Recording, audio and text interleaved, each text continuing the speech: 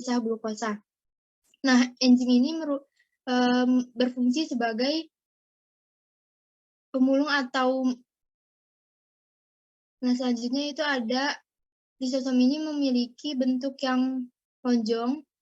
Bentuk lisosom ini pada titik tumbuh sel akal tidak beraturan, dan karakteristik lainnya yaitu lisosom memiliki membran dan mengandung berbagai macam enzim, misalnya ribonuklease, sulfatase, dan kolagenase.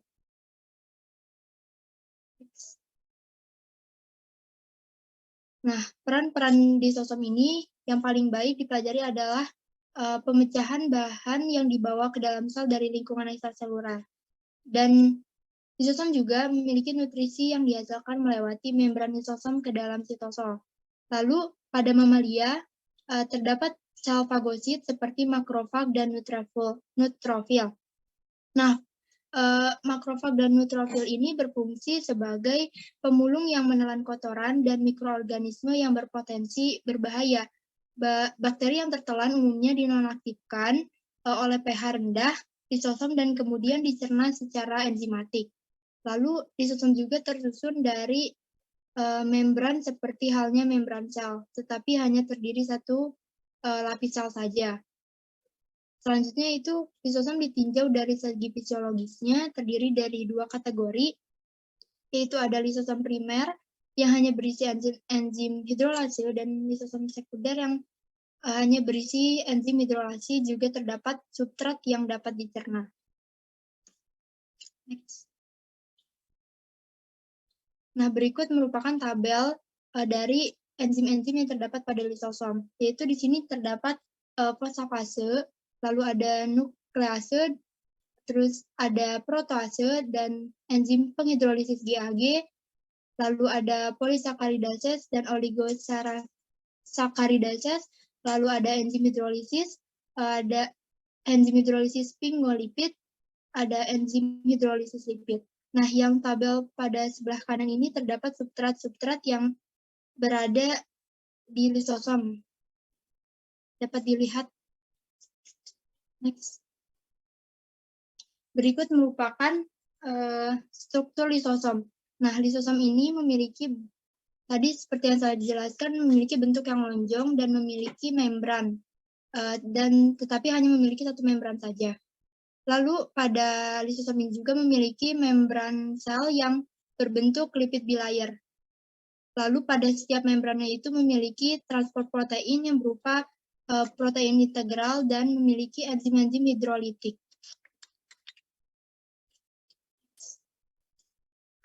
Selanjutnya saya kembalikan ke moderator. Baik, terima kasih kepada Saudari Rizky yang telah memaparkan materi pertama. Selanjutnya akan dipaparkan oleh Saudari Alivia. Kepada Saudari, saya persilakan. Baik, terima kasih moderator atas kesempatannya. Selanjutnya saya akan membahas fungsi lisosom pada sel. Fungsi lisosom pada sel ini ada 6. Yang pertama itu mengontrol pencernaan di dalam sel. Fungsi ini sering disebut juga dengan fungsi pencernaan intrasel karena proses terjadi pencernaannya ini berada di dalam lisosom. Dengan adanya kontrol dari lisosom ini, maka proses pencernaan dapat berjalan dengan optimal. Yang kedua itu ada autolisis. Autolisis ini adalah proses yang dilakukan sel untuk menghancurkan diri dengan cara melepaskan isi lisosom ke dalam sel. Kemudian selanjutnya yaitu fagositosis. Fagositosis ini adalah proses pemasukan berbagai partikel yang memiliki ukuran yang relatif besar dan beberapa mikroorganisme seperti virus dan bakteri ke dalam sel. Yang kemudian ada juga autofagi. Autofagi ini adalah proses yang dilakukan oleh lisosom untuk membuang dan menurunkan beberapa sel yang sudah tidak dapat berfungsi lagi atau yang sudah rusak. Kemudian yang kelima ini ada endositosis. Nah, endositosis ini adalah proses masuknya makromolekul yang berasal dari luar ke dalam sel. Dan yang terakhir itu ada eksositosis. Eksositosis ini adalah proses pemanfaatan lisosom untuk melakukan transport molekul berukuran besar melewati membran plasma yang berasal dari dalam sel ke luar sel. Next. Kemudian ini adalah gambaran dari proses terjadinya autolisis. Jadi sel di dalam membran plasma ini melakukan proses penghancuran diri atau pencernaan yang dibantu oleh enzim yang berada di dalam lisosom sehingga bentuk partikelnya itu berubah menjadi bentuk partikel yang lebih kecil, seperti pada gambar di bawah ini. Next. Kemudian selanjutnya adalah ada vakuola sel tumbuhan. Jadi sebanyak 90% dari volume banyak sel tumbuhan itu ditempati oleh satu membran terikat yang berisi cairan vakuola. Struktur vakuola ini sangat sederhana, yang menjalankan spektrum fungsi yang luas. Banyak zat terlarut dalam makromolekul sel termasuk ion, gula, asam amino, protein, dan polisakarida yang disimpan sementara di dalam vakuola. Vakuola ini juga dapat menyimpan sejumlah senyawa yang beracun, seperti glikosida dan glukosinolat yang mengandung sianida. Kemudian, senyawa beracun lainnya ini diproduksi dari reaksi metabolisme, karena tumbuhan ini tidak memiliki jenis sistem ekskresi yang ditemukan pada hewan. Mereka menggunakan vakuolanya untuk mengisolasi produk sampingan ini dari bagian sel yang lainnya. Nah, beberapa senyawa ini itu terbukti memiliki nilai yang penting. Selanjutnya,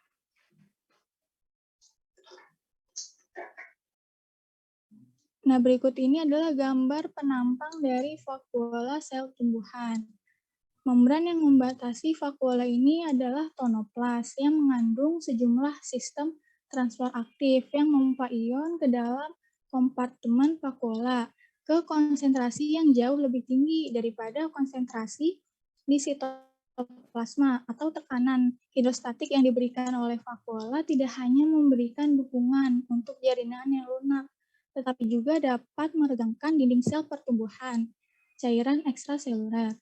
Tekanan hidrostatik ini diberikan vakuola tidak hanya memberikan dukungan, tetapi juga dapat meregangkan dinding sel selama proses pertumbuhan sel pada tumbuhan. Untuk materi selanjutnya, saya serahkan kembali kepada moderator. Baik, terima kasih kepada Saudari Alithia yang telah memaparkan materi. Ibu, saya mohon izin untuk mengganti PPT sebentar ya, Bu.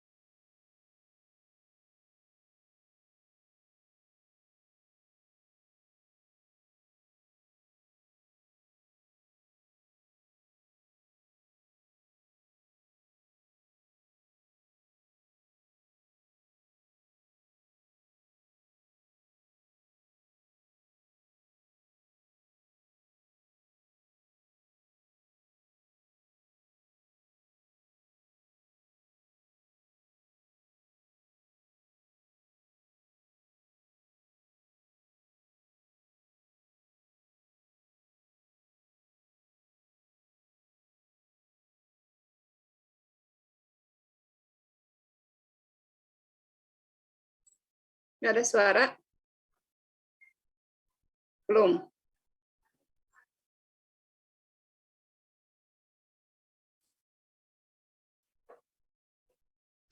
Ya, baik. Selanjutnya, pada materi selanjutnya akan dijelaskan oleh saya sendiri. Selanjutnya di sini tertera ada vakuola tumbuhan, yang dimana juga merupakan tempat pencernaan intraseluler, tidak seperti lisosom yang tidak ada pada tumbuhan. Vakuola tumbuhan memiliki beberapa hidrasi ason yang sama ditemukan pada lisosom. pH vakuola dipertahankan pada nilai rendah oleh tipe V, H+ atapase di dalam tonoplas yang memompa proton ke dalam cairan vakuola. Vakuola tumbuhan merupakan salah satu organel sel yang isinya cairan. Fungsi cairan dalam vakuola tersebut untuk melakukan beberapa zat. Nah, zat tersebut berupa enzim, lemak, alkaloid, garam mineral, asam, serta basa. Vakuola berfungsi sebagai osmoregulator, yaitu pengatur nilai osmotik sel atau ekskresi. Sedangkan vakuola non-kontraktil berfungsi untuk mencerna makanan dan mengedarkan hasil makanan. Selanjutnya di sini ada struktur vakuola yang terdiri dari dinding sel, kloroplas, sitosol, tonoplas, dan vakuola sentral. Selanjutnya pada peroksisom sederhana atau vesikel terikat dengan diameter 0,1 sampai 10 yang mengandung inti kristal padat dari enzim oksidatif. Peroksisom adalah organel multifungsi mengandung lebih dari 50 enzim yang terlibat dalam berbagai aktivitas, seperti oksidasi asam lemak pantai yang sangat panjang dan sintesis plasmalogens, yang merupakan kelas yang tidak biasa dari fosfolipid, di mana salah satu asam lemak dihubungkan dengan gliserol melalui ikatan eter daripada ikatan ester.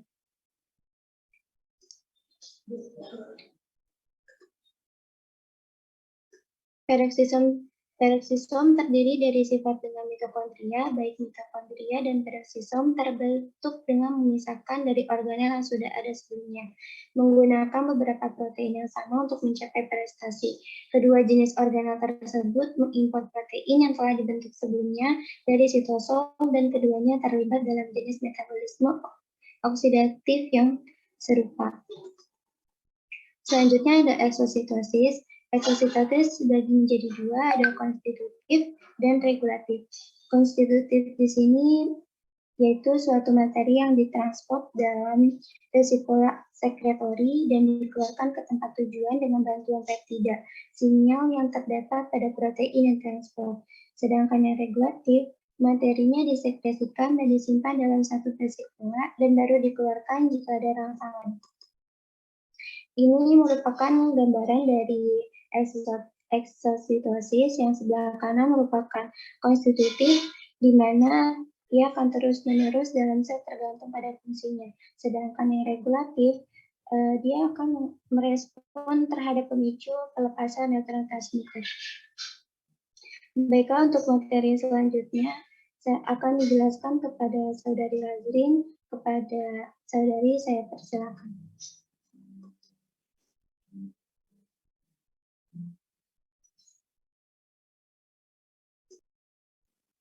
Ya, baik. Terima kasih kepada moderator. Sebelumnya mohon maaf, ini karena PPT-nya masih salah, di close aja, biar saya yang ini share screen.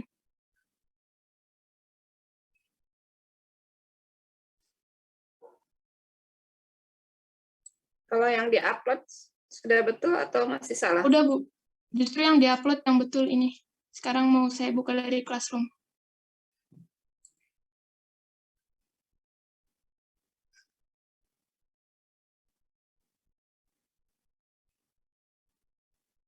Ibu mohon maaf masih ke disable.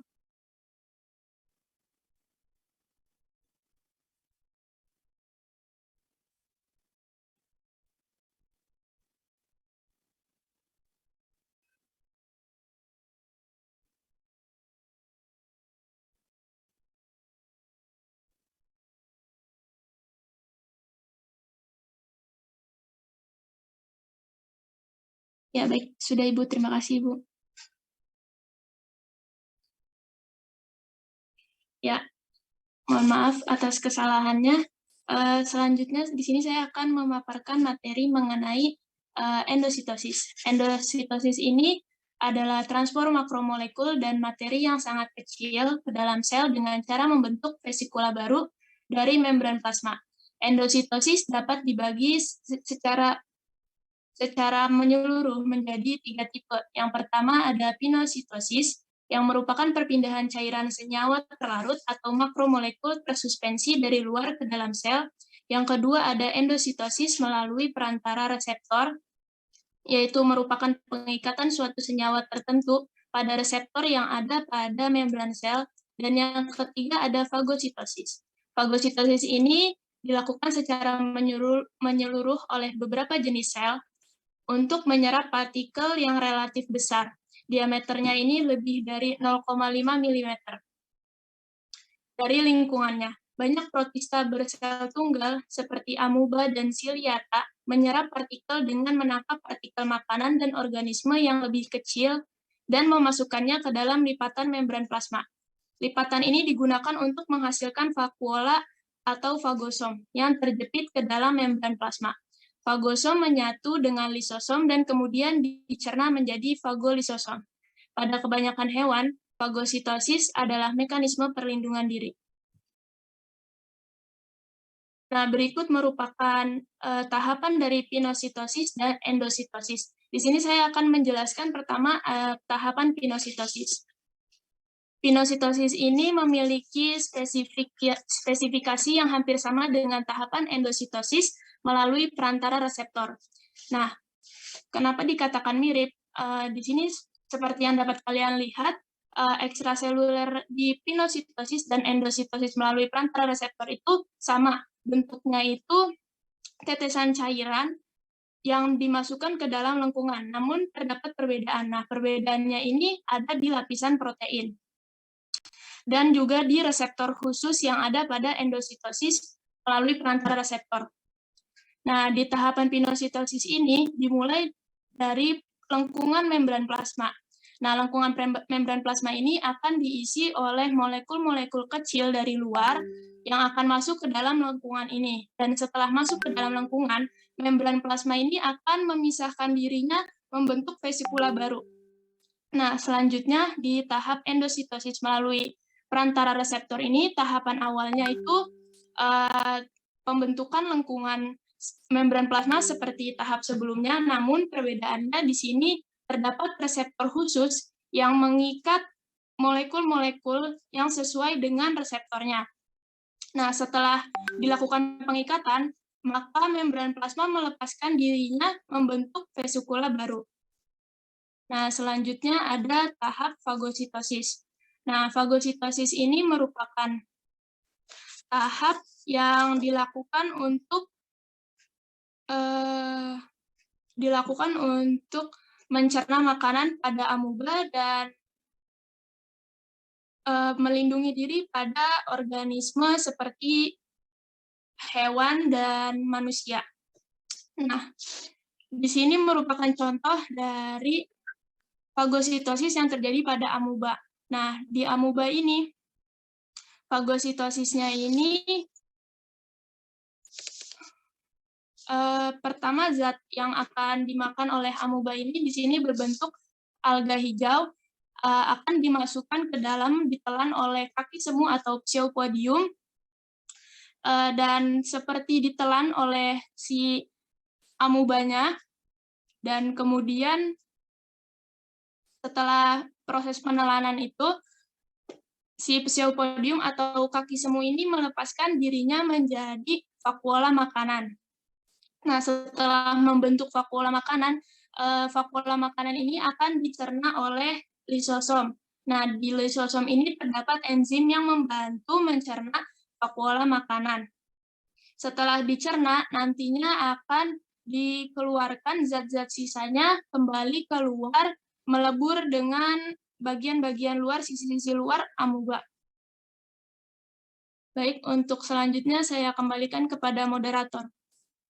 Baik, terima kasih kepada Saudari Wazlin yang telah memaparkan materi. Selanjutnya akan dipaparkan oleh Saudari Afla. Kepada Saudari, saya persilahkan.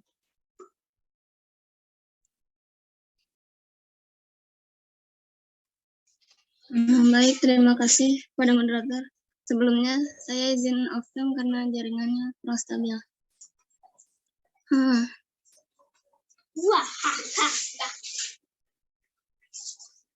Materi selanjutnya itu ada serapan protein pasca translasi oleh peroksisom, mitokondria, dan kloroplas. Yang pertama ada penyerapan protein ke peroksisom. Peroksisom adalah organel yang sangat sederhana yang hanya memiliki 2 subkompartemen di mana protein yang diimpor dapat ditempatkan pada membran luar dan matriks internal. Protein yang akan diserap oleh peroksisom memiliki sinyal penargetan peroksisom, baik APTS untuk protein matriks peroksisomal atau MPTS untuk protein membran peroksisom. Reseptor PTS mengikat protein yang akan ditentukan peroksisom di sitosol dan membawanya ke permukaan peroksisom. Kemudian mereka dapat memasuki organel. Kemudian ada penyerapan protein ke mitokondria.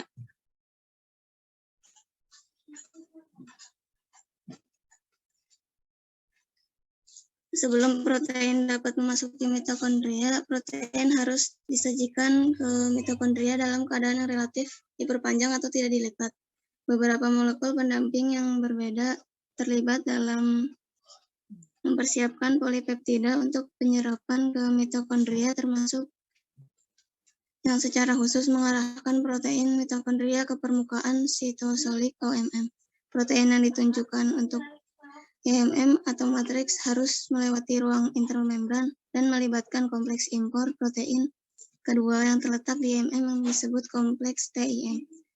TIM ini mengikat protein dengan N-terminal yang mencakup semua protein matriks.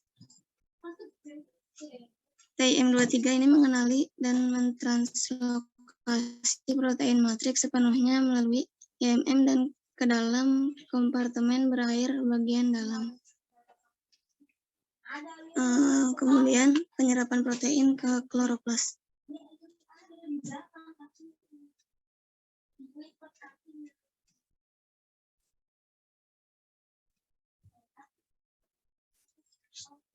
Kloroplas memiliki 6 subkompartemen di mana protein dapat dikirim melalui membran selubung dalam dan luar ruang intermembran yang mengintervensi stroma, membran tilakoid, dan lumen tilakoid. Seperti di mitokondria, sebagian besar protein kloroplas diimpor dari sitosol. Membran selubung luar dan dalam mengandung kompleks translokasi yang berbeda dan bekerja sama selama impor protein pendamping membantu dalam membuka polipeptida di sitosol dan melipat protein di kloroplas. Dan sebagian besar protein yang ditunjukkan untuk kloroplas disintesis dengan urutan terminal N yang dapat dilepas yang sangat bervariasi. Semua protein yang ditranslokasikan melalui selubung kloroplas mengandung adomain penargetan stroma sebagai bagian dari peptida transit mereka, yang menjamin bahwa polipeptida akan memasuki stroma.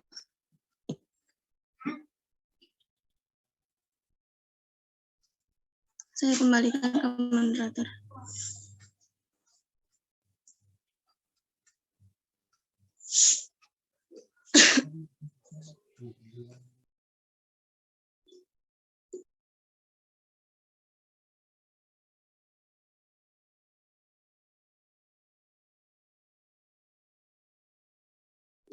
Maaf kepada saudari Alfa, masih dilanjutkan.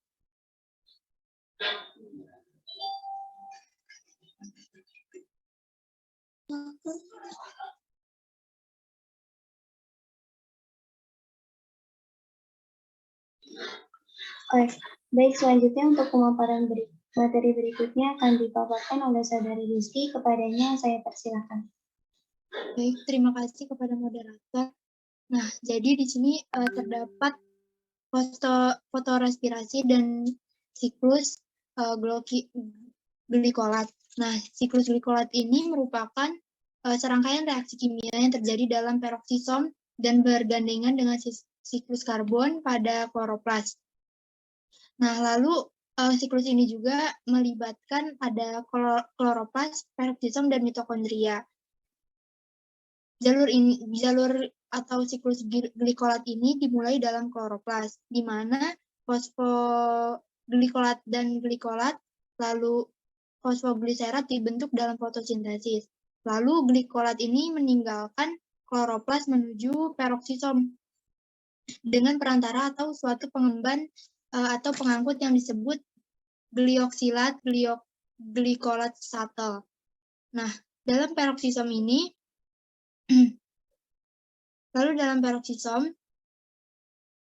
glikolat oksidasi menghasilkan glioksilat dan membebaskan H2O2. Dengan adanya katalase dalam peroksisom, H2O2 diubah menjadi H2O dan setengah O2. Lalu glioksilat akan diubah menjadi asam amino serin atau kembali ke kloroplas. Lalu kembalinya glioksilat ke kloroplas ini diduga sebagai mekanisme untuk menghabiskan NADPH dalam kloroplas yang dihasilkan saat fotosintesis. NADPH ini direoksidasi dalam kloroplas dengan mekanisme tanpa menghasilkan H2O2. Lalu asam aminoglisin dibentuk dari glioksilat melalui reaksi interkonvensi dalam mitokondria menjadi asam amino serin. Nah, gliserat kemudian ditransfer kembali pada kloroplas yang kemudian mengalami fosfolirasi menjadi fosfogliserat. Dengan hasil ini, selesailah siklus glikolat.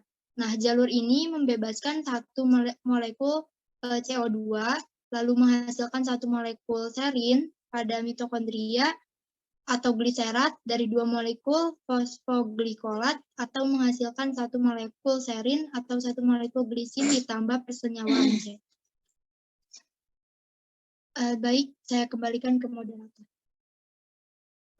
Ya, baik. Terima kasih kepada Saudari Rizky yang telah memaparkan materi. Langsung saja saya buka forum diskusi dan sesi tanya jawab untuk 3 orang penanya tercepat. Saya persilakan.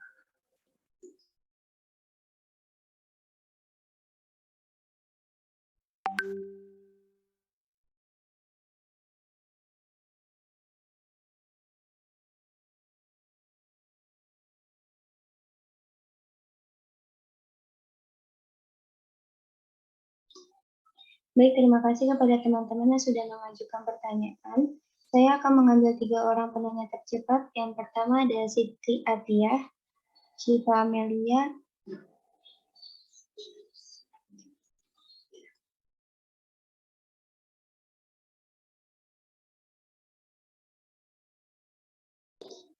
dan Nadia Nur Azizah. Untuk yang belum dapat bertanya, mohon maaf, mungkin bisa dilain waktu.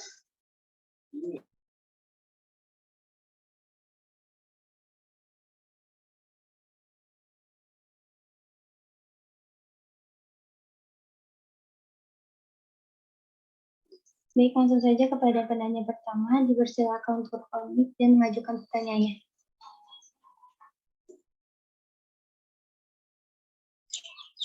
Baik, terima kasih kepada moderator yang telah mengizinkan saya untuk mengajukan pertanyaan. Pertanyaan saya, tadi kan sempat dijelaskan bahwa peroksisom itu adalah organel multifungsi. Nah, salah satu fungsinya kan sintesis plasmalogens. Pertanyaannya itu, apa itu sintesis plasmalogens dan bagaimana proses terjadinya? Terima kasih.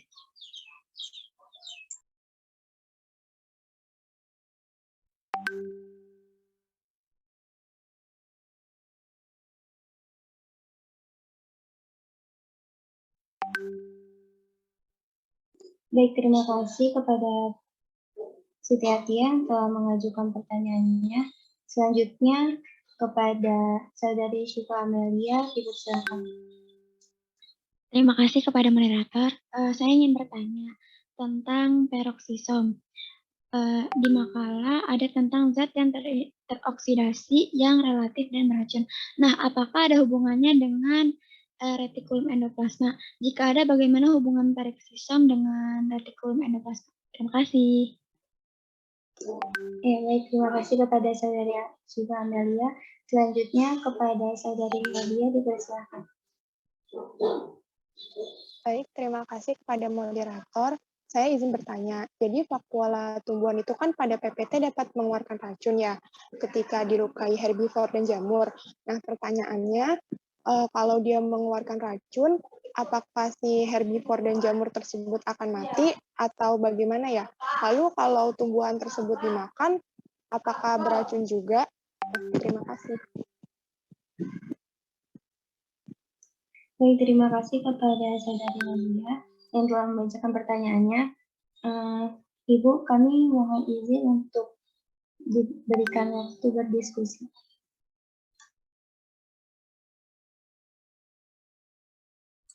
Ya, silakan. Sambil Anda cari, mungkin saya sambil mau menyampaikan, boleh? Iya, Ibu, boleh. Ya, mereview kembali lah ya, melengkapi apa yang sudah dijelaskan.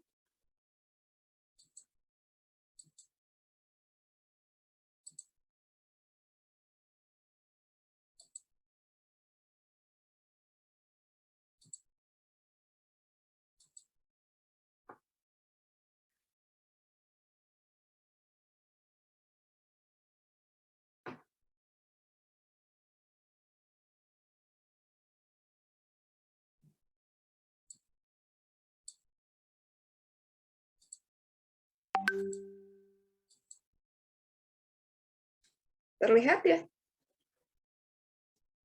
Terlihat, Ibu. Oke. Jadi tadi di kelompok 4 ya, sudah menyampaikan ada sistem endomembran kedua ya. Jadi kemarin itu di sistem endomembran 1 kan lebih ke penjelasan terkait apa RE dengan Golgi ya. Tadi kemarin juga sudah Ibu sampaikan ya, untuk sebenarnya untuk sistem endomembran itu ada juga yang berikutnya adalah lisosom dan vakuola. Tadi juga sudah di awal disampaikan apa itu lisosom dan bagaimana itu vakuola ya, sudah dijelaskan kembali oleh kelompok 4. Ibu ingin memberikan penjelasan kembali terkait peroksisomnya ya. Tadi juga sudah disampaikan oleh kelompok 4. Jadi peroksisom itu ada yang menyebutnya sebagai mikrobody ya. Mikrobody apa artinya? Mikro kecil, body ya badannya, mikrobody atau ya organel yang kecil ya. Dia strukturnya terdiri dari satu lapis membran ya. Membrannya sama jenisnya yaitu fosfolipid bilayer ya. Tadi hampir mirip juga ya dengan lisosom. Kalau lisosom diproduksinya oleh siapa? Lisosom. Oleh siapa diproduksinya lisosom? Hewan ya, Bu? Iya, oleh hewan. Tapi maksudnya di dalam selnya itu diproduksi oleh siapa? Dari mana? Badan Golgi. Iya, badan Golgi kan kemarin juga sudah disampaikan. Jadi kan si lisosom diproduksinya oleh badan Golgi. Nah, bagaimana dengan peroksisom? Nanti kita lihat berikutnya ya. Jadi ini struktur dari peroksisom ya. Kenapa disebut peroksisom? Karena dia membawa apa? Dia organel yang menghasilkan peroksida ya. Tapi dia punya enzim apa? Katalase ya. Tadi juga sudah ada disinggung tadi katalase. Dia walaupun menghasilkan hidrogen peroksida, tapi dia juga menghasilkan enzim sehingga bisa mendegradasi hidrogen peroksida tersebut sehingga tidak bersifat racun ya bagi sel. Gitu ya. Jadi sejarahnya peroksisom itu awalnya ditemukan di sel hewan ya pada tahun 50-an, kemudian kalau pada sel tumbuhan tahun 60-an ya. Nah, di mana biasanya ditemukan? Itu biasanya di organ hati dan organ ginjal ya. banyak ditemukan di hati dan ginjal, ini peroksisom. Ya, jadi disebut peroksisom karena dia memang aktif menghasilkan dan menguraikan peroksida sehingga dinamakan peroksisom. Nah, ini ya strukturnya tadi berbentuk bulat, diameternya 0,2 sampai 1,7 mikrometer. Nah, komposisinya bervariasi, tapi masing-masing biasanya membawa enzim-enzim yang hidrolitik ya, yang bisa mendegradasi. Kemudian keberadaan peroksisom pada dalam sel, ini sel ragi ya. Ragi juga memiliki peroksisom. Ini jadi ada pada sel hewan, sel tumbuhan, sel fungi ya, ada ya ditemukan peroksisom. Dan jumlahnya bergantung pada kondisi lingkungan. Kalau lingkungannya sangat terbatas dari glukosa, peroksisom ukurannya besar. Kalau lebih terbatas lagi akan mengecil ya. Bahkan ini kalau ternyata ada metanol, dibatasi metanol malah tidak terlihat ukurannya sangat kecil. Itu ya. Jadi ini jumlah dan ukuran peroksisom itu sangat bergantung pada kondisi lingkungan. Tapi tadi sudah disampaikan apa sih fungsi utama dari peroksisom? Apa fungsinya? Peroksisom apa? Ada beberapa yang sudah disebutkan oleh kelompok 4 tadi. Fungsinya apa tadi? Mengapakan protein. Tadi ada yang bisa menjawab? Apa fungsi peroksisom?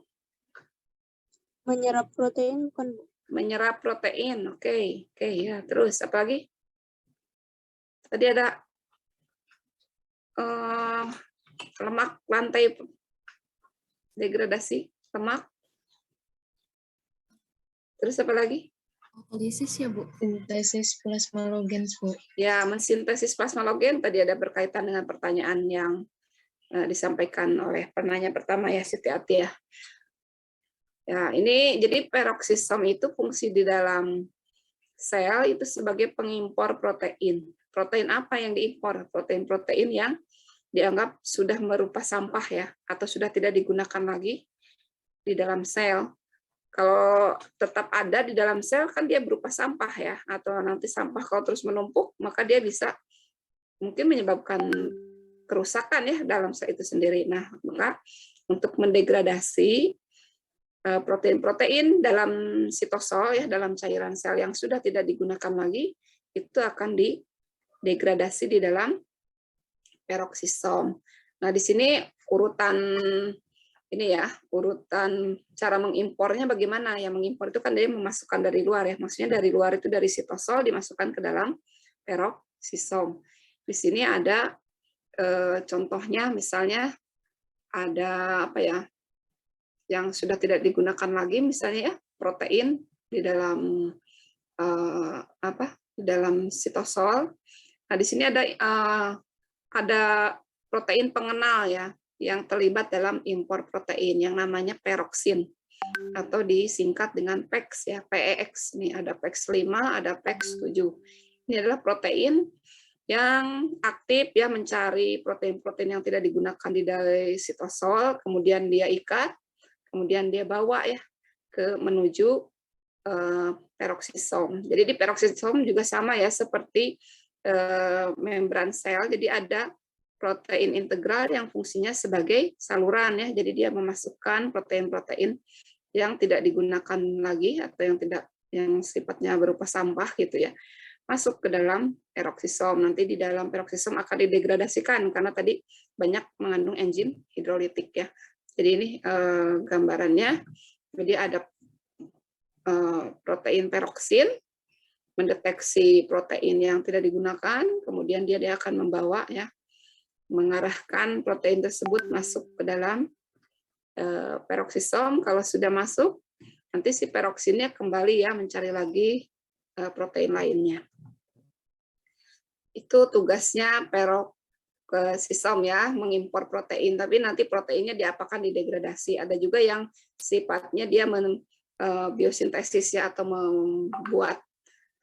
Nah, tadi kalau lisosom kan asal usulnya berasal dari badan Golgi. Nah, sekarang ada dua model yang biogenesisnya peroksisom ya. Jadi asal usulnya peroksisom di dalam sel itu seperti apa, dari mana? Ada dua model yang dikemukakan oleh ahli. Yang pertama ada yang menyatakan peroksisom itu berasal dari RE ya. Kan RE kan aktif ya, membuat tadi ya melakukan apa? Pembentukan vesikula ya. Nah, vesikula dari RE ini nanti lama-kelamaan membentuk menjadi peroksisom ini ya. Ini asal usulnya menurut model yang pertama. Kalau yang model kedua, ya, peroksisom itu memang sudah ada awalnya, ya, dari awal penciptaannya sel ya udah ada gitu peroksisom. Terus nanti dia akan membelah diri ya, seperti halnya bakteri ya. Jadi sudah ada organel peroksisom itu sendiri di dalam sel. Kemudian kalau tadi kan ada jumlah peroksisom itu bisa bertambah, bisa berkurang sesuai kondisi lingkungan. Nah, kalau bertambahnya itu seperti apa? Ya karena si peroksisomnya melakukan proses pembelahan ya, seperti halnya pada bakteri ya. Jadi peroksisom ukurannya membesar gitu ya, bertambah besar, setelah besar dia nanti membelah diri gitu. Ini model yang kedua. Jadi ada yang berasal dari budding atau pertunasan dari RE, ada juga yang menyebutkan memang sudah ada ya peroksisom itu, kemudian nanti dia membelah diri itu ya. Nah, peroksisom tadi dikaitkan dengan apa? Makanya digandengkan tadi ya dengan apa itu kloroplas dengan mitokondria karena fungsinya dalam proses glioksilat ya, siklus glioksilat. Seperti apa terutama nanti pada tumbuhan ya kalau siklus glioksilat. Oke, berikutnya. Nah, ini ya. Jadi fungsi-fungsi metabolik peroksisom pada berbagai makhluk hidup mulai dari ragi ya, fungi. Maksudnya si ragi juga masuknya ke fungi maksudnya. Tapi ini yang apa? Ini ada fungsi biosintesis, ada juga fungsi degradasi. Jadi dia berfungsi untuk biosintesis apa? Kalau di ragi biasanya jenisnya lisin, jadi membentuk protein lisin. Kalau mendegradasi ini ya, hampir sama ya, mendegradasi asam lemak yang rantai panjang ya. Ada juga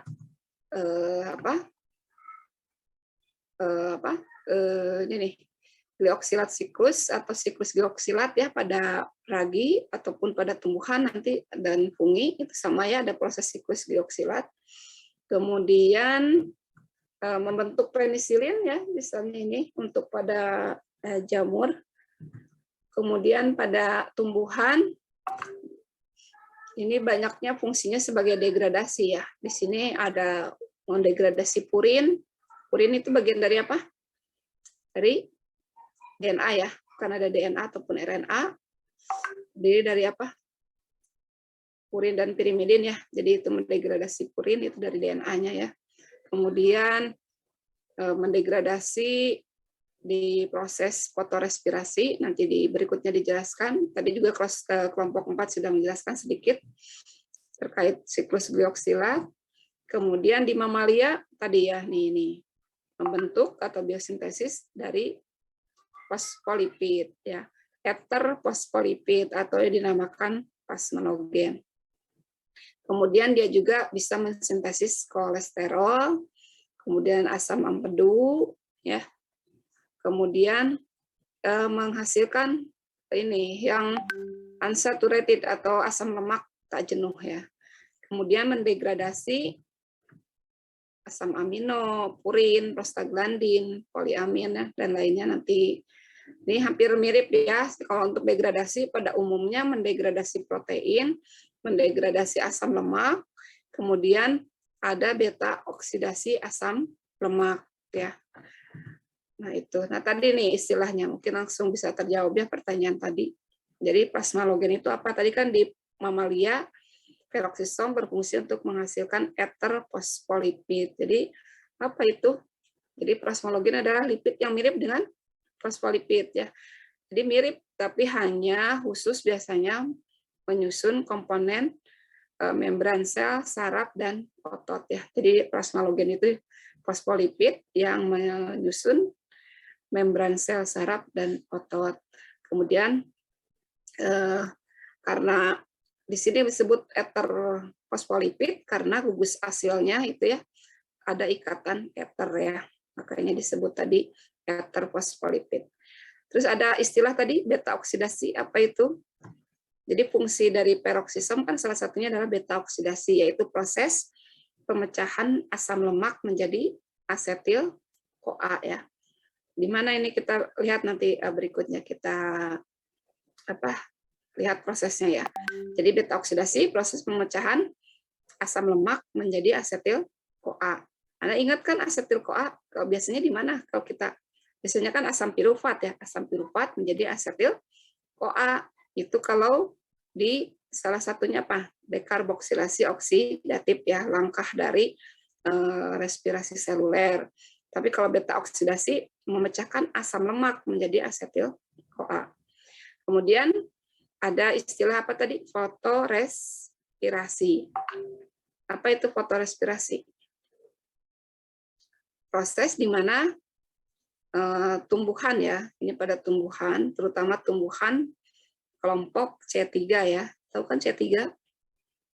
Kan kelompok C3, C4, dan CAM ya. Jadi kelompok yang C3 itu, kalau pada saat terik matahari, pastikan si stomata akan tertutup. Kalau stomata tertutup, maka tidak ada CO2 yang masuk untuk proses tahapan fotosintesis. Karena tidak ada CO2 masuk, yang ada di dalam sel tumbuhan itu adanya oksigen, maka dia akan lanjut ke proses fotorespirasi. Jadi menggunakan ya terjadinya pada siang hari yang sangat terik, bukannya proses fotosintesis, tapi adanya fotorespirasi karena dia menggunakan oksigen ya dan menghasilkan karbon dioksida seperti halnya kalau kita bernapas gitu ya, melakukan proses pernapasan, menghirup oksigen, mengeluarkan CO2, sehingga istilahnya disebut fotorespirasi gitu ya. Nanti kita lihat prosesnya. Jadi nah ini ya fungsi utama dari peroksisom kalau pada dalam tumbuhan ya. Tadi seperti yang di awal sudah disebutkan, ini rangkumannya lagi. Jadi ada beta oksidasi asam lemak, ada siklus glioksilat, kemudian terlibat dalam fotorespirasi untuk mendegradasi purin, kemudian dekomposisi hidrogen peroksida. Kemudian di tumbuhan, peroksisom ini kadang disebut sebagai glioksisom ya. Kalau Anda baca di buku, dibaca juga disebut juga sebagai glioksisom. Kenapa glioksisom? Tadi karena fungsinya dalam siklus glioksilat ya. Nah, ada dua tipe peroksisom dalam tumbuhan, yaitu pada saat di daun ya, ditemukan di daun, kemudian ditemukan pada biji berkecambah ya, atau perkecambahan dikecambah. Tapi kalau dilihat yang ada di daun pun awal mulanya ya berasal dari biji ya, gitu. Jadi di sini pada saat biji berkecambah, fungsinya si peroksisom itu adalah mengubah asam lemak ya dalam lemak biji menjadi gula yang dibutuhkan untuk pertumbuhan tanaman yang masih muda. Ya, jadi kan kalau biji itu cadangan makanannya dia berupa lemak ya, misalnya kacang hijau lah ya kan, kalau masih kering belum ada proses imbibisi ya kan harus direndam dulu atau dikasih air. Itu kenapa awalnya ada proses imbibisi, masuknya air. Nah, adanya masuknya air itu kan menginduksi proses pengubahan asam lemak menjadi gula ya. Jadi kan untuk si biji itu kan istilahnya dorman ya. Dorman itu apa, tahu nggak istilah dorman? Tidur ya, tidak aktif gitu ya. Tapi dia maksudnya akan menunjukkan ciri hidup kan. Nanti kalau ada air, si biji tersebut awal mulanya kan kalau untuk melakukan proses metabolisme perlu energi kan. Sedangkan energi itu awal mulanya dari gula kan ya. Nanti akan terjadi proses respirasi seluler kalau berupa gula. Nah, tapi dalam biji itu kan masih berupa lemak. Nah, di sini fungsi peroksisom, dia mengubah dulu cadangan lemak tadi, si asam lemak menjadi gula ya. Setelah jadi gula, nanti proses berikutnya siapa yang ngambil alih? Ya mitokondria ya. Nanti mitokondria yang akan mengubah gula ini sebagai sumber energi untuk menghasilkan ATP. Kalau udah ada ATP, maka proses kehidupan berikutnya akan terus ya. Maksudnya proses berkecambahan itu akan terjadi. Nanti kalau sudah berkecambah gimana ya? Pasti kan Anda tahu ya, nanti ada muncul daun, muncul calon akar gitu ya. Nah, nanti yang si peroksisomnya yang di biji ini akan pindah ya, masuk ke dalam daun ya. Ini nanti berikutnya ada percobaannya ya. Jadi nanti di daun fungsi si peroksisom untuk apa? Mengkatalisis oksidasi produk sampingan dari fiksasi CO2 dalam fotorespirasi ya. Ini tadi yang ketika proses fotorespirasi si peroksisom akan berfungsi mengembalikan enzim RUBP ya. Nanti berikutnya kita lihat.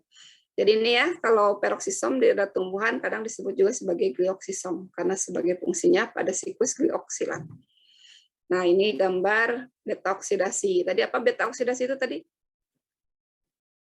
Proses mengubah Asam lemak menjadi asetil CoA ya. Di sini nih ada pengubahan asam lemak menjadi asetil CoA. Jadi ini badan lemak kan tumbuhan ataupun kita kan punya badan lemak ya untuk menyimpan sebagai cadangan makanan. Jadi kalau tidak ada, misalnya kalau pada kita nih manusia, mungkin jam segini ketika kondisi puasa, gula ya atau glukosa di dalam aliran darah sudah kurang ya, sudah tidak ada karena kita pakaikan sebagai energi. Kemudian misalnya dari hati sudah semuanya didegradasi, dari glikogen sudah didegradasi, terus cadangan lemaknya barulah cadangan lemak ya akan diambil. Kalau tidak ada asupan makanan lagi, tidak ada sumber glukosa, maka diambil dari lemak.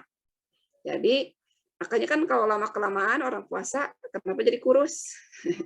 Itu karena cadangan lemaknya itu lama-kelamaan itu akan dihancurkan ya di sini, mengalami beta oksidasi, digunakan si lemak-lemak tadi sebagai sumber energi. Di sini fungsi ada peroksisom, di mana ini kan ada badan lemak ya, tempat menyimpan asam lemak tadi, kemudian dia masuk ke dalam peroksisom. Nanti di dalam peroksisom terjadi proses beta oksidasi, ya, mengubahnya menjadi asetil CoA. Kemudian nanti dari asetil CoA akan diubah menjadi apa? Di sini menjadi sitrat, ya, menjadi isositrat, jadi suksinat. Nanti suksinat kembali akan masuk ke dalam mitokondria. Ini rangkaiannya panjang ya. Dari mitokondria itu ternyata baru suksinat ya. Nanti setelah suksinat, di sini ada proses pengubahan dari menjadi fumarat, menjadi malat ya. Kemudian nanti malat keluar ya dalam sitosol. Nanti malat diubah menjadi fruktosa sampai dengan glukosa 6 fosfat. Nah, masih ingat kan kemarin glukosa 6 fosfat nanti akan dihilangkan fosfatnya oleh siapa? Re halus ya.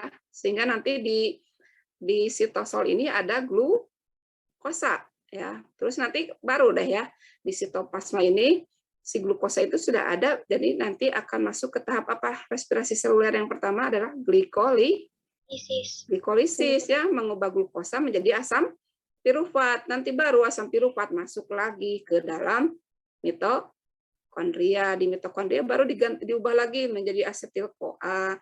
Nanti masuk ke siklus Krebs ya, sehingga menjadi sumber energi ya. Jadi ini prosesnya fungsi dari peroksisom itu adalah mengubah asam lemak menjadi asetil CoA ya. Sebagai rangkaian dalam proses pengubahan asam lemak menjadi glukosa sebenarnya. Ini kan tahapannya ya. Salah satu tahapannya melewati tahapan ini dulu untuk bisa menghasilkan glukosa. Nanti glukosa inilah yang akan menjadi sumber energi ya. Akan masuk ke proses respirasi seluler. Paham nggak ini rangkaiannya? Ya. Ya, seperti itu. Nah, nanti kan Anda masih ingat ya, kalau lemak sudah tidak ada gimana? di tubuh kita. Lemak pun udah nggak ada. Siapa cadangan berikutnya?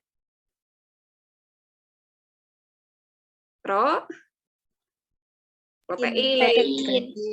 Nah, nanti kalau protein, nanti lama-kelamaan protein juga bisa diubah dulu ya, diubah kembali menjadi glukosa, itu bisa namanya gluconeogenesis ya. Jadi membuat glukosa dari bukan karbohidrat, bisa dari lemak, kalau ini disebutnya dari lemak, atau bisa dari protein. Jadi kalau glukosa nggak ada, sumber energinya kita ambil dari lemak. Lemak nggak ada, nanti dari daging ya, atau dari otot, dari protein. Nah, maka kalau Anda lihat kan kasus orang yang kelaparan gimana? Apa berotot dia? Ototnya lama-lama habis ya. Iya, misalnya jadi kurus, jadi kayak ketinggal kulit dan tulang gitu ya. Kenapa? Ya lama-kelamaan kan si ototnya itu ya terus-terusan dipakai untuk dia bertahan hidup kan, maksudnya untuk mempertahankan kondisi tubuhnya tetap hidup, kan pasti perlu energi. Dari mana energinya? Kalau tidak ada asupan dari luar, ya semua yang ada dalam tubuh lama-kelamaan ya diambil ya. Nah itu ya prosesnya kenapa seperti itu. Ya ternyata untuk menghasilkan glukosa itu bisa dari lemak, bisa juga dari protein. Tapi kan yang pertama kan kita gunakan glukosa dari makan ya, dari proses makanan sehari-hari, misalnya 3 kali makan itu. Kalau itu tidak ada, diambil dari apa?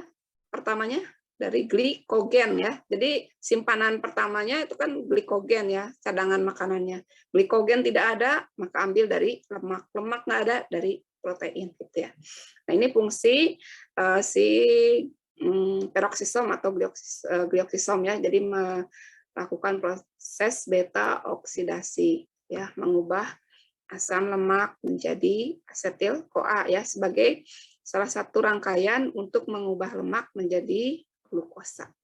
Dan itu melibatkan mitokondria ya, prosesnya untuk pengubahannya menjadi glukosa. Nah ini tadi yang bukti bahwa si peroksisom yang ada di kecambah tadi nantinya akan pindah ya ke daun ya. Ini ada percobaannya. Jadi si dalam biji tadi diberikan zat immunogold ya, kemudian nanti diperiksa ya, ternyata ditemukan kembali ya si zat immunogold ini pada kotiledon ya. Kotiledon itu keping bijinya, asalnya awal mulanya ketika dia sudah berkecambah membentuk daun, dia ditemukan kembali gitu. Oke, ini fotorespirasi dan siklus glikolat ya. Jadi tadi fungsi pada tumbuhan selain tadi beta oksidasi juga ada fotorespirasi. Jadi apa sih fotorespirasi? Tadi di awal juga Ibu sudah sampaikan, ini terjadi pada tumbuhan C3 ya, senyawa. Jadi dia itu mengkonsumsi atau mengikat CO2 ya, sehingga membentuk senyawa berkarbon 3, maka disebutnya tumbuhan C3. Contohnya padi, rumput, itu tumbuhan yang termasuk berkarbon. Senyawa yang terbentuk saat mengikat CO2 dari luar ya, itu dia membentuknya senyawa berkarbon 3, makanya disebutnya C3 gitu. Kalau C4 sama, dia ketika mengikat CO2 dari luar ya, dari udara bebas, itu memproduksinya senyawa berkarbon 4 sehingga disebutnya C4. Kalau CAM apa? Membentuk asam krasulasean ya, itu kan singkatan krasulasean acid metabolism ya. Terutama contohnya pada tumbuhan yang hidup di tempat panas, nanas misalnya ya, kaktus gitu ya. Itu. Nah, ini untuk tumbuhan yang C3 itu dia akan mengalami proses fotorespirasi. Nah, pada saat fotorespirasi nanti berperanlah si peroksisom ini, tapi dia tidak sendirian ya, melibatkan kloroplas dan mitokondria. Jadi tadi juga sudah disampaikan oleh kelompok 4 ya, ini rangkaian prosesnya. Mungkin lebih jelasnya tadi yang ini juga Anda sampaikan ada ya di slide-nya tadi. Jadi siapa yang mengikat itu rubisco? Rubisco itu dia senyawa berkarbon berapa? Berkarbon berapa rubisco? Karbon 2 ya. Tadi kan karena rubisco itu kalau ketika menangkap CO2 dia akan membentuk senyawa berkarbon 3. Nah, di sini karena tadi kan sangat terik sekali ya. Kalau sangat terik pasti otomatis stomata akan tertutup. Kenapa tertutup?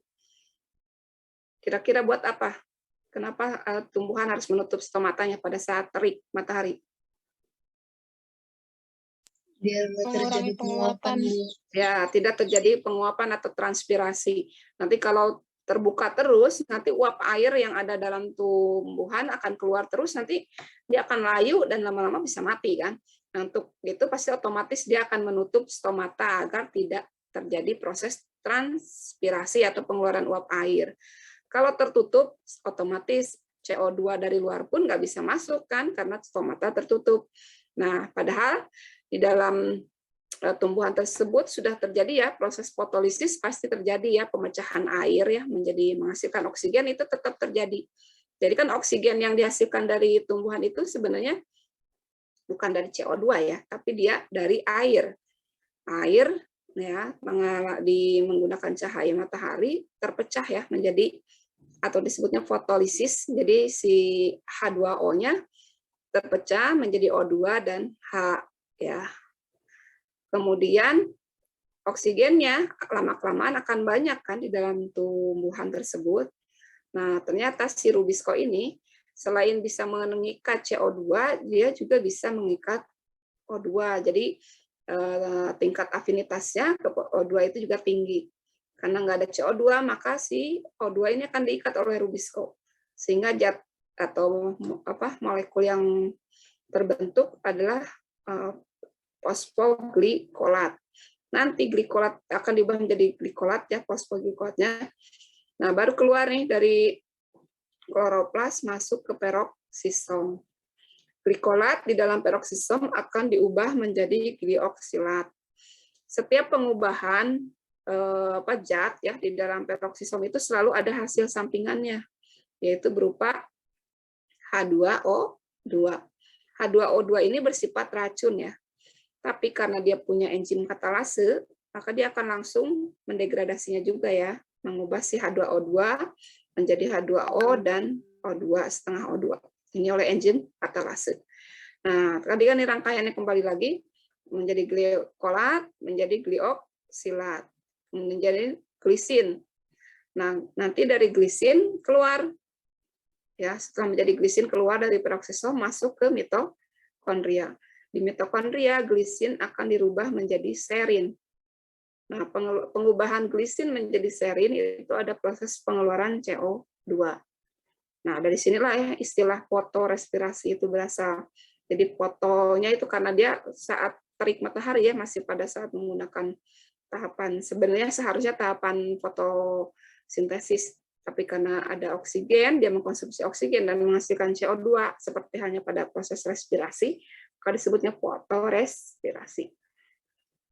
Nah, glisin yang sudah diubah menjadi serin di mitokondria, serinnya keluar lagi ya dari mitokondria masuk ke peroksisom. Dari peroksisom, serinnya akan diubah menjadi gliserat.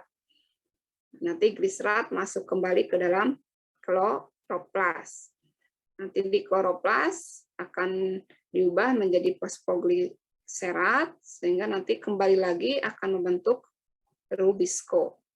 Jadi kalau kita lihat siklusnya ini tuh sebenarnya untuk menghasilkan apa? Mempertahankan apa? Energi. Ini, rubisco ya.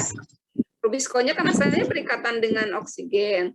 Kembali membentuk glikolat, masuk ke sini, peroksisom menghasilkan glisin, glisin masuk ke mitokondria menghasilkan serin, serin kembali lagi ke dalam peroksisom diubah menjadi gliserat, kemudian fosfogliserat diubah lagi nanti menghasilkan lagi rubisco. Jadi intinya merecycle si Rubisco kan. Rubisco-nya misalnya berubah ya berikatan, nanti kembali lagi menjadi Rubisco. Jadi keuntungan bagi tumbuhan itu sendiri, dia akan mempertahankan enzim Rubisco ya. Enzim ini Rubisco itu enzim ya yang berfungsi menangkap CO2, nantinya seharusnya ini masuknya nanti ke proses pembentukan gula ya atau ke siklus asam sitrat. Ya. Ini ya yang terjadi pada dan ini di daun ya, di daun. Ini khusus pada tumbuhan dan posisinya ini di daun, si peroksisomnya itu selalu berdekatan dengan kloroplas maupun dengan mitokondria karena fungsinya ini tadi ya pada siklus glikolat melibatkan 3 organel ini. Nah, terus tadi ya berikutnya adalah degradasi purin. Ya, purin itu kan gugus asam nukleat ya, ada adenin, ada guanin, ini juga sama di degradasinya di dalam peroksisom ya, semua ya sedalam ya kan tadi banyak sekali ya macam-macam enzim tadi ini, santin oksidase, urat oksidase, semua prosesnya itu kan ada proses oksidasi ya, oksidasi itu menambahkan oksigen ya, dan hasil sampingannya berupa H2O2 ya. Oke, terus karena terus-terusan dia itu melakukan proses tadi ya, oksidase tadi, nanti konsentrasi oksidase uratnya itu di dalam peroksisom itu akan meningkat ya, sehingga membentuk kristal. Nah, itu ya, jadi semua degradasi purin itu akan menyebabkan asam urat ya, atau ya asam uratnya penting ini ya, mengkristal. Kalau dilihat seperti ini, peroksisom itu menghasilkan asam urat. Nah, jadi proses oksidasi, kenapa disebut oksidasi? Karena selalu menggunakan oksigen ya untuk menghilangkan atom hidrogen dari substrat organik tertentu ya. Tadi prosesnya di dalam peroksisom sehingga menghasilkan senyawa H2O2 ya ini. Tapi tadi karena peroksisom menghasilkan katalase, mengandung katalase, dia bisa menguraikan H2O2 ya. Seperti Oke. Terus ini apa yang dimaksud dengan spesies oksigen reaktif atau ROS ya disingkatnya. Molekul kimia reaktif yang mengandung oksigen ya, tadi ya si H2O2 itu adalah salah satu ROS atau spesies oksigen yang reaktif. Itu sebagai produk sampingan dari proses degradasi tadi ya. Oke, itu sama ini penjelasannya. Nah, sekarang yang lainnya tadi enzim-enzim lain dari peroksisom banyak ya. Ada tadi katalase, gliserat kinase, hidroksipirufat reduktase dan lainnya. Ini adalah beberapa jenis enzim yang dimiliki oleh peroksisom. Ini tadi proses siklus glikolat. Nah, jadi kesimpulannya untuk melindungi sel dari produk sampingan yang merusak, peroksisom tadi fungsinya apa tadi? Mengimpor protein, jadi menyerap protein-protein yang tidak atau produk sampingan yang sifatnya merusak masuk ke dalam peroksisom ya untuk didegradasi. Contohnya apa saja tadi sudah disebutkan. Kemudian bisa juga mengkonversi atau menghasilkan glukosa ya dari bukan kelompok karbohidrat, yaitu misalnya lemak atau disebut dengan gluconeogenik ya, atau menghasilkan glukosa bukan dari karbohidrat ya atau dari gula tapi dari lemak, tadi beta oksidasi maksudnya ini. Kemudian pembentukan glisin dan serin ya merupakan pendahuluan ya untuk proses biosintesis senyawa berkarbon 1. Kemudian regulasi pertumbuhan pada tumbuhan ya. Itu. Kemudian nah ini ada beberapa penyakit yang mungkin ya yang disebabkan ya karena adanya peroksisom, yaitu adanya penyakitnya adalah Zellweger ya, sindrom Zellweger. Ini akibat dari ini ya kesalahan ya dalam defect atau protein import. Jadi proses import proteinnya tidak berlangsung, sehingga jadi banyak protein-protein yang sifatnya sampah atau yang merusak itu ada di sel-sel tersebut ya, sehingga menghasilkan penyakit ya, bisa menyebabkan penyakit. Nah, ini disebutnya sindrom Zellweger. Kemudian ada juga namanya adrenoleukodystrophy. Ini karena defisiensi itu kan pengurangan ya, ada ya penurunan dalam beta oksidasi. Jadi ya, untuk lemak rantai panjang itu karena tidak adanya proses beta oksidasi, ini juga bisa menyebabkan penyakit ya, yang disebabkan ada kerusakan pada peroksisom. Oke, itu tambahan dari Ibu. Sekarang silakan Ibu berikan waktunya kepada kelompok 4 untuk menjawab tadi 3 pertanyaan yang sudah masuk di termin pertama. Silakan. Ya, baik Ibu, terima kasih. Saya akan menjawab pertanyaan dari Saudari Nadia yang akan dibacakan oleh Rizky. Kepada Rizky, saya persilahkan. Terima kasih moderator. Mohon maaf, saya akan menjawab pertanyaan dari Siti Atiyah terlebih dahulu. Tadi pertanyaannya apa yang dimaksud dengan plasmalogen? Nah, seperti yang Ibu jelaskan tadi, plasmalogen itu adalah suatu lipid yang mirip dengan fosfolipid yang banyak didapati sebagai komponen penyusun membran sel saraf dan otot. Lalu sel plasmalogen ini merupakan gugus asil pertama yang terikat pada kerangka gliserolnya oleh ikatan eter, bukan ikatan ester seperti fosfolipid biasanya. Untuk jawabannya apakah cukup, Siti Atiyah? Cukup, tadi dari tambah mengerti sama pengertian Ibu.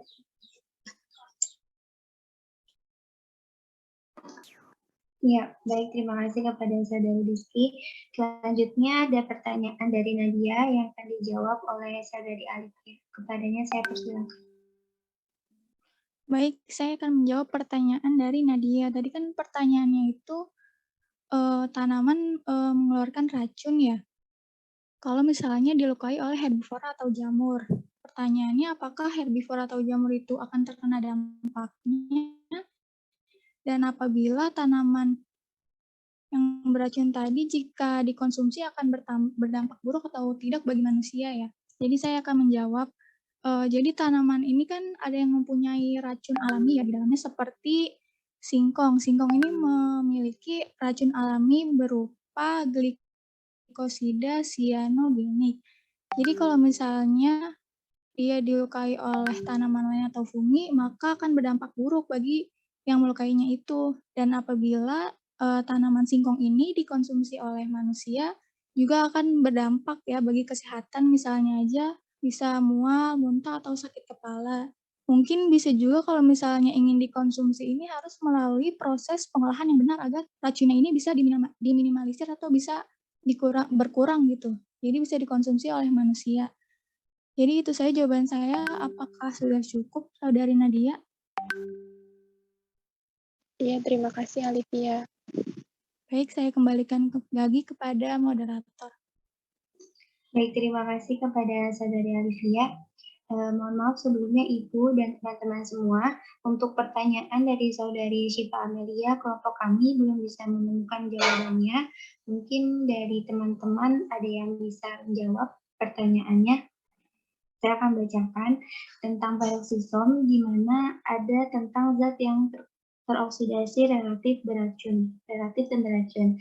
Nah, apakah ada hubungannya dengan Fe? Jika ada, bagaimana hubungan peroksisom dengan Fe? Mungkin untuk teman-teman ada yang bisa membantu, saya persilakan.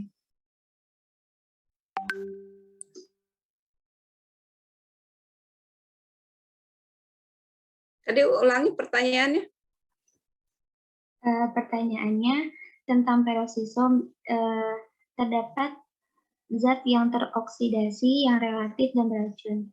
Apakah ada hubungan dengan Fe? Jika ada, bagaimana hubungan peroksisom dengan Re? Ya, tadi kalau Anda menyimak dari apa yang Ibu jelaskan di PPT, ada nggak Sudah terjawab belum? Sudah terjawab belum? Kalau pertama yang disebutkan menghasilkan zat yang beracun, ya kan tadi sudah Ibu sebutkan. Setiap dia mendegradasi racun, mendegradasi protein apapun ya di dalam peroksisom, selalu ada zat sampingan, yaitu apa? Enzim katalisis. Peroksida H2O2. Kan tadi prosesnya kan selalu ada proses oksidase ya. Tadi Ibu yang ada ROS tadi apa? Spesies apa tadi? Oksigen Ya, reaktif. spesies oksigen reaktif atau ROS tadi itu kan selalu dihasilkan itu. Jadi setiap proses degradasi protein ataupun lemak ya yang ada dalam peroksisom, hasil sampingannya itu selalu ada H2O2 dan ini sifatnya sangat beracun ya.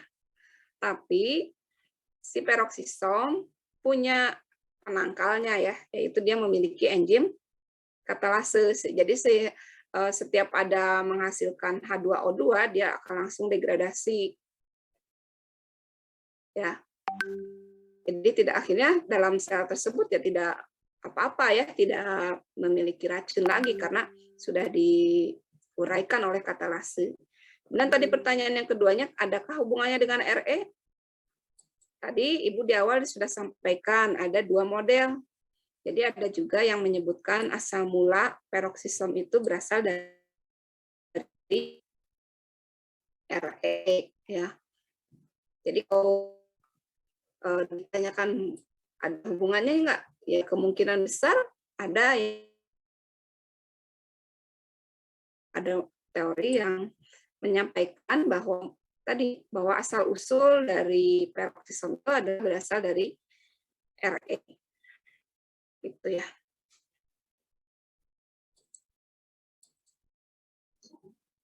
Baik, terima kasih kepada Ibu. Kemudian tadi kemudian selain itu enzim yang di dalam peroksisom juga awalnya dari mana? Kenapa peroksisom bisa banyak enzim dari mana? Siapa yang mensintesis enzim? Masih ingat? RE nggak, Bu? Semua juga berasalnya semuanya berasal dari mana? Proses sintesis protein kan awalnya dari mana? Ya, bisa dari RE dulu, kemudian di RE kan ke Golgi. Di Golgi kan tempat menghasilkan hormon, protein, dan nanti dari Golgi akan didistribusikan kemana nih enzimnya. Bisa dia masuk ke dalam peroksisom, bisa dia masuk ke dalam kloroplas, bisa nanti didistribusikan ke dalam mitokondria. Jadi enzim itu semua hasil sintesis protein kan awalnya dari RE dulu ya.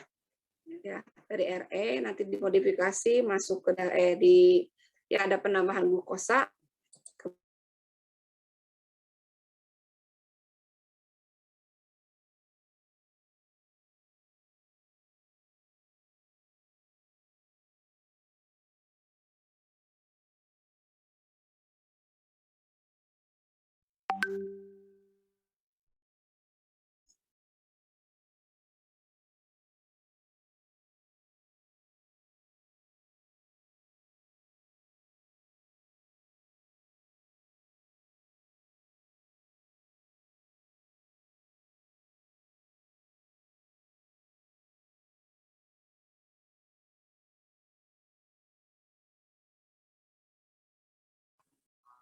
Ya, maaf terpental, nggak tahu nih langsung keluar.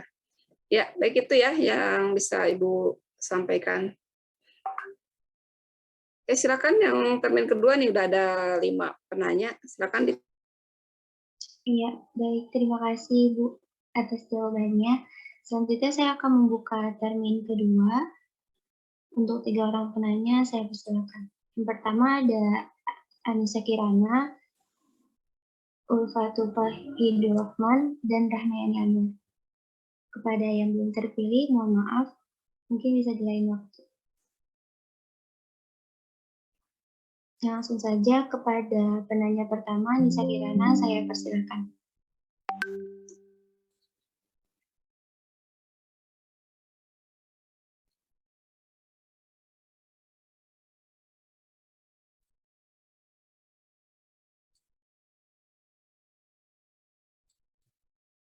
Ya, baik, terima kasih. Selanjutnya kepada Saudari Ulfatu, saya persilakan. Terima kasih kepada moderator.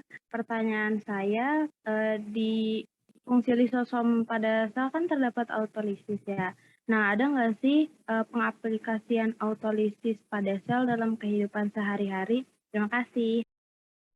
Baik, terima kasih kepada Ulfatu atas pertanyaannya. Selanjutnya kepada penanya ketiga, kepada Saudari Rahma, saya persilakan. Baik, terima kasih kepada moderator. Jadi pertanyaan saya ini mengenai fagositosis. Jadi tadi di PPT dan di makalah juga disebutkan bahwa fagositosis itu terdapat pada amuba dan kebanyakan hewan. Jadi pertanyaan saya, apakah fagositosis yang terjadi pada makhluk uniseluler seperti amuba dengan makhluk multiseluler itu sama? Mohon penjelasannya. Terima kasih. Iya, baik. Terima kasih kepada Saudari Rahma yang telah mengajukan pertanyaannya. Saya langsung menjawab pertanyaan dari Saudari Kirana.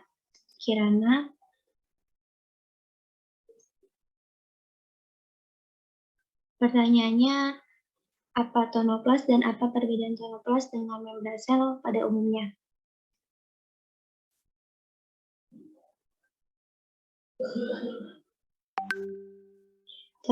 Tonoplas dan membran atau membran vakuoler, dia merupakan membran tunggal yang menyelimuti vakuola dan memisahkan sitosol dari getah tumbuhan serta sangat penting bagi sel tumbuhan dan sel cendawan. Membran ini menyerupai seperti membran plasma, tapi bedanya ada di fungsi pada fungsinya dan lebih tipis. Membran plasma mengendalikan keluar masuknya linatur atau zat terlarut yang ada di sitoplasma, sedangkan tonoplas mengangkut linatur keluar masuk vakuola. Jadi dia mengendalikan potensial air sel. Apakah sudah dijawab, Kirana?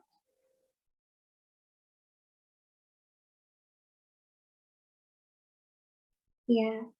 Baik, selanjutnya untuk pertanyaan Ulfatu akan dijawab oleh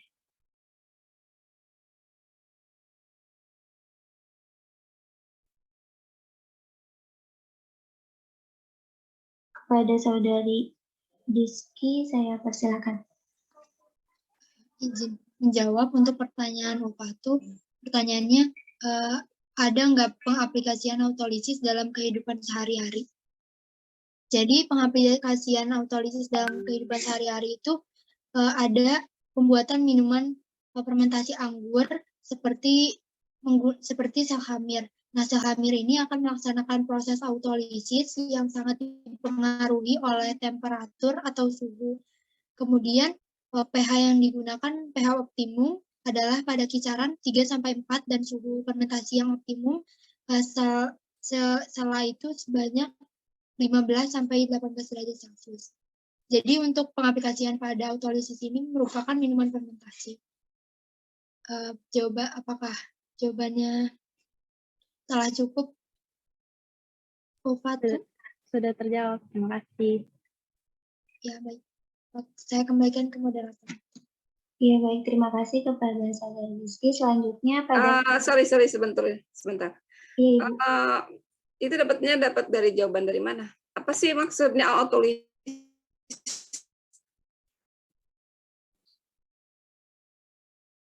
Apa pengertian autolisis? Tadi memberikan contohnya ke Ragi, penghancuran sel. Ragi punya lisosom nggak?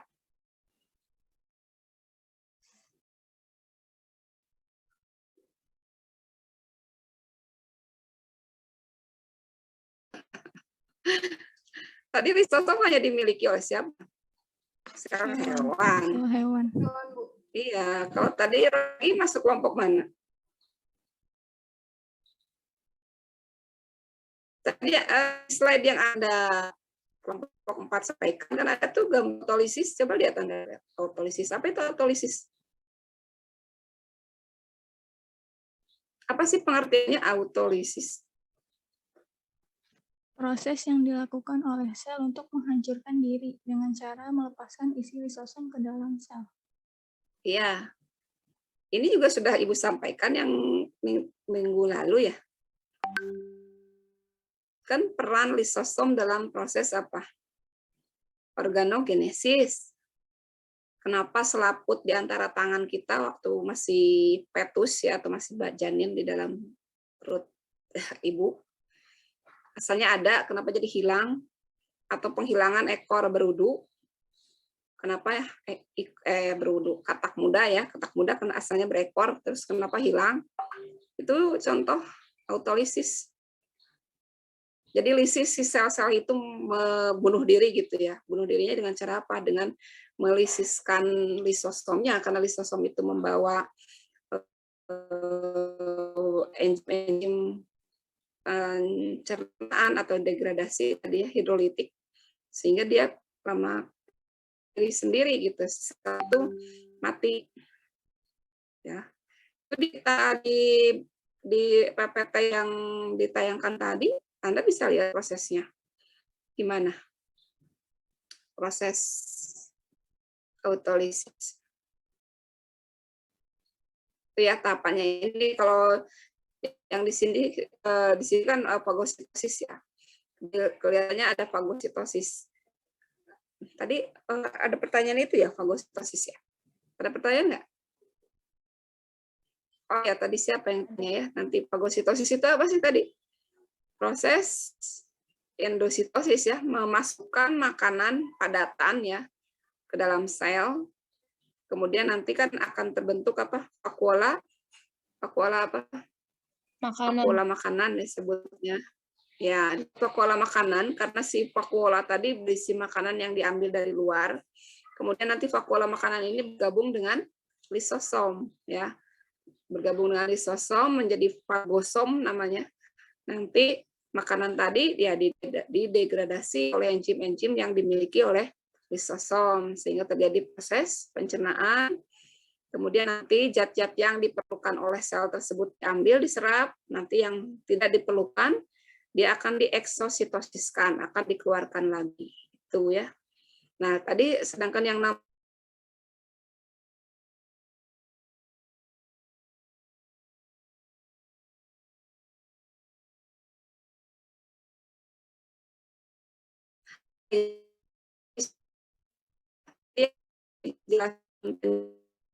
memberikan kurang tepat ya. Tadi bukan itu maksudnya si sel sendiri melisiskan diri. Kalau lisis berarti mati ya, berarti maksudnya bunuh diri maksudnya gitu ya.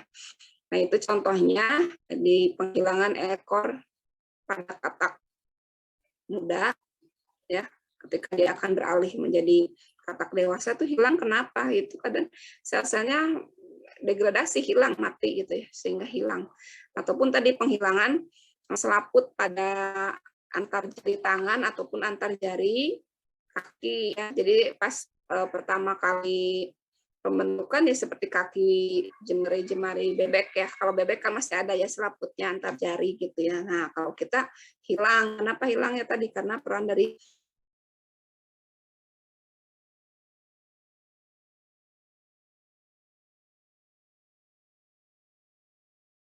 penjelasan dari autolisis.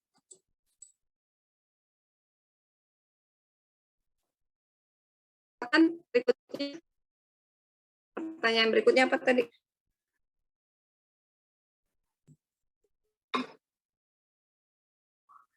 Pertanyaan terakhir ya, yang ketiga. Untuk pertanyaan yang terakhir yang disampaikan oleh Rahmayani, fagositosis terdapat pada amoeba dan kebanyakan hewan. Apakah fagositosis yang terjadi pada makhluk uniseluler kayak amoeba dengan makhluk multiseluler itu sama? Akan dijawabkan oleh Saudari Lazri. Kepadanya saya persilakan. Ya, terima kasih kepada moderator. Saya izin menjawab pertanyaan dari Rahmayani Anwar. Jadi kalau menurut saya itu tahapan fagositosis yang terjadi di makhluk uniseluler dan multiseluler itu sama, cuman berbeda tujuannya. Nah, kalau di amuba tadi kan contohnya dia tujuannya itu untuk sebagai makanan. Nah, kalau misalnya di multiseluler itu contohnya kayak kita manusia itu sebagai perlindungan diri. Nah, perlindungan dirinya itu si proses fagositosisnya ini terjadi di sel darah putih atau makrofag. Nah, sel darah putih ini nanti memakan bakteri-bakteri yang zat asing yang ada di tubuh kita sebagai bentuk perlindungan diri kepada diri kita gitu, sebagai bentuk pertahanan. Jadi beda di tujuannya aja. Ya, seperti itu ya. Jadi prinsipnya sama, prosesnya seperti itu. Jadi di tubuh yang di organisme multiseluler ya, contohnya pada manusia ataupun hewan ya yang berperan aktif dan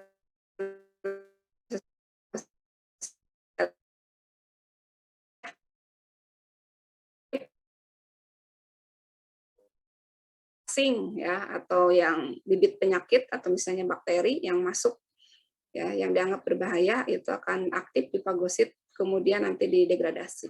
Tapi prosesnya prinsipnya sama ya, prosesnya terjadi proses endositosis, kemudian nanti ada proses dulu pencernaan, nanti di eksositosiskan, dikeluarkan dari selnya ya, dikeluarkan dari selnya.